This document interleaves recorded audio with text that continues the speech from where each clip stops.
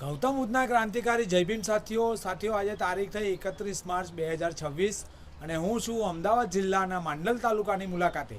અહીંયા અમારા સંઘર્ષના સાથી અને નાના ભાઈ સમાન જેઓ કે ભાવિનભાઈ સિરસિયા છે। ભાવિનભાઈ સિરસિયાને હું 2016થી ઓળખું છું અને દર વર્ષે જે સમયે હું ફ્રી હોઉં અને મને એમ થાય કે ભાવિનભાઈ સિરસિયા તેમજ મારા ટીમના સાથી મિત્રોની શુભેચ્છા મુલાકાત મારે લેવી છે, એટલે હું કોઈપણ સમયની કટોકટીમાં અહીંયા પહોંચું છું।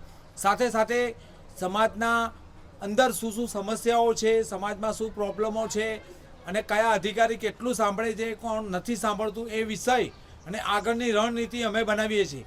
આગળનું વક્તવ્ય મારા સંઘર્ષના સાથી ભાવિનભાઈ સિરસિયા આપશે।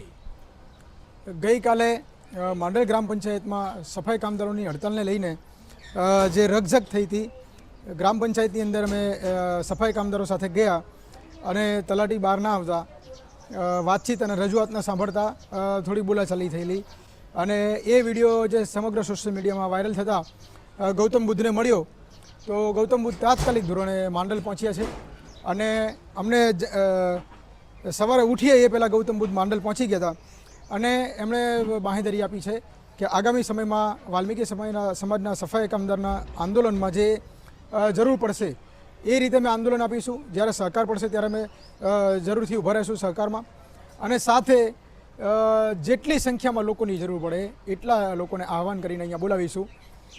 તલાટી સાહેબ જોડે, માંડલ ગામના સરપંચ જોડે અમે ટેલિફોનિક જવાબ માંગીશું, એવી પણ અમને બાંહેધરી આપી છે।